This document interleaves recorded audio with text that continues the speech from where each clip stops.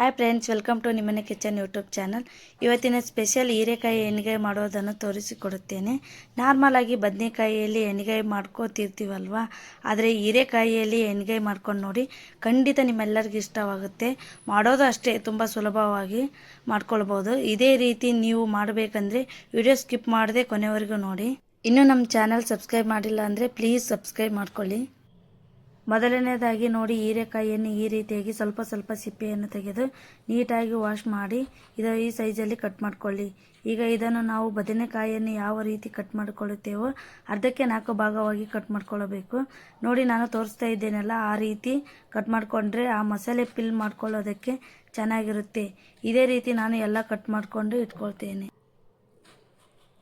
ನಾನು ಪಾತ್ರೆ ಇಟ್ಟಿದ್ದೇನೆ. ಬಿಸಿ ಆಗುತ್ತಿರೋ ಪಾತ್ರೆಗೆ 1 ಕಪ್ ಕಡಲೆ ಬೀಜವನ್ನು ತೆಗೆದುಕೊಂಡಿದ್ದೇನೆ. 1 ನಿಮಿಷ ಫ್ರೈ ಮಾಡ್ಕೋಬೇಕು.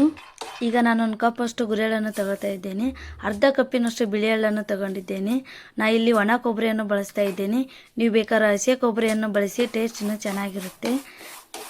ಇದನ್ನು 2 ರಿಂದ 3 ನಿಮಿಷ ಲೋ ಫ್ಲೇಮ್ನಲ್ಲಿ ಚೆನ್ನಾಗಿ ಫ್ರೈ ಮಾಡ್ಕೋಬೇಕು. ಈ ಥರ ಮಸಾಲೆ ರುಬ್ಬಿ ಮಾಡ್ಕೊಳ್ಳೋ ಹೀರೆಕಾಯಿ ಎಣ್ಗಾಯಿ ಪಲ್ಯ ತುಂಬ ಚೆನ್ನಾಗಿರುತ್ತೆ. ಈಗ ನಾವು ಫ್ರೈ ಮಾಡಿಕೊಂಡಿರುವ ಎಲ್ಲ ಸಾಮಗ್ರಿಗಳನ್ನು ಒಂದು ಮಿಕ್ಸಿ ಜಾರಿನೊಳಗೆ ಹಾಕಿಕೊಳ್ಳೋಣ. ಈ ಥರ ಪೌಡರ್ ಮಾಡಿಕೊಂಡು ಮಾಡುವ ಹೀರೆಕಾಯಿ ಎಣ್ಗಾಯಿ ಪಲ್ಯ ತುಂಬ ಟೇಸ್ಟಿಯಾಗಿರುತ್ತದೆ. ಈಗ ನಾವು ಇದನ್ನು ಗ್ರೈಂಡ್ ಮಾಡಿಕೊಳ್ಳೋಣ. ಈಗ ನಾನು ಗ್ರೈಂಡ್ ಮಾಡಿರೋ ಪೌಡರ್ಗೆ 2 ಟೇಬಲ್ ಸ್ಪೂನ್ ಚಿಲ್ಲಿ ಪೌಡರನ್ನು ಆ್ಯಡ್ ಮಾಡ್ಕೊಳ್ತಾ ಇದ್ದೇನೆ. 1 ಟೇಬಲ್ ಸ್ಪೂನ್ ಹಾಲನ್ನು ಹಾಕ್ಕೊಳ್ತಾ ಇದ್ದೇನೆ.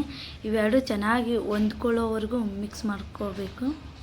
ಈ ರೀತಿ ಪೌಡರ್ ಮಾಡಿ ಮಾಡುವ ಹೀರೆಕಾಯಿ ಎಣ್ಗಾಯಿ ಪಲ್ಯ ತುಂಬ ರುಚಿಕರವಾಗಿರುತ್ತದೆ. ಆವಾಗಲೇ ವಾಶ್ ಮಾಡಿ ಕಟ್ ಮಾಡಿ ಇಟ್ಕೊಂಡಿರುವ ಹೀರೆಕಾಯಿಗೆ ಬದನೆಕಾಯಿ ಯಾವ ಥರ ತುಂಬ್ತೀವೋ ಅದೇ ಥರನೇ ಹೀರೆಕಾಯಿಗೆ ಈ ಮಸಾಲೆಯನ್ನು ಚೆನ್ನಾಗಿ ತುಂಬ್ಕೋಬೇಕು.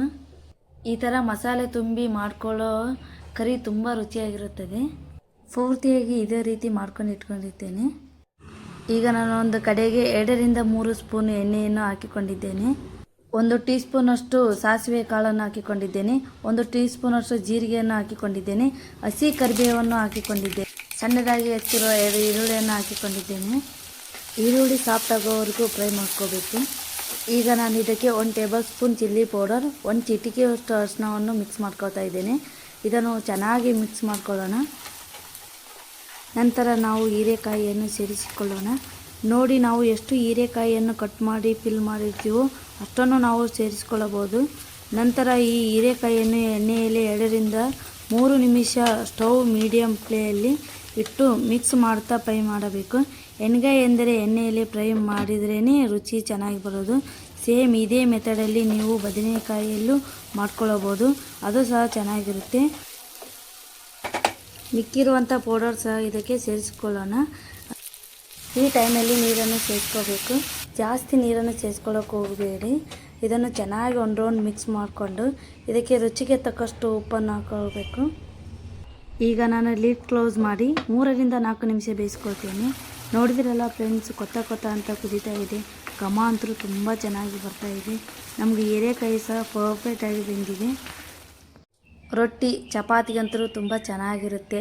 ಅನ್ನಕ್ಕಂತೂ ಸ್ವಲ್ಪ ಮೇಲೆ ತುಪ್ಪ ಹಾಕ್ಕೊಂಡು ತಿಂತಾಯಿದ್ರೆ ಆಹಾ, ಅದು ರುಚಿನೇ ಬೇರೆ. ನೀವು ನೋಡ್ಕೊಂಡ್ರಿ ಅಲ್ವಾ, ಇಷ್ಟ ಆಯಿತಾ? ಟ್ರೈ ಮಾಡಿ ಹೇಗೆ ಬಂತು ಅಂತ ಕಮೆಂಟ್ ಮಾಡಿ, ಲೈಕ್ ಮಾಡಿ, ಶೇರ್ ಮಾಡಿ. ನಮ್ಮ ಚಾನಲ್ನ ಇದೇ ಮೊದಲ ಸಾರಿ ನೋಡ್ತಾ ಇದ್ದರೆ ಪ್ಲೀಸ್ ಸಬ್ಸ್ಕ್ರೈಬ್ ಮಾಡಿ, ಸಪೋರ್ಟ್ ಮಾಡಿ. Thank you for watching.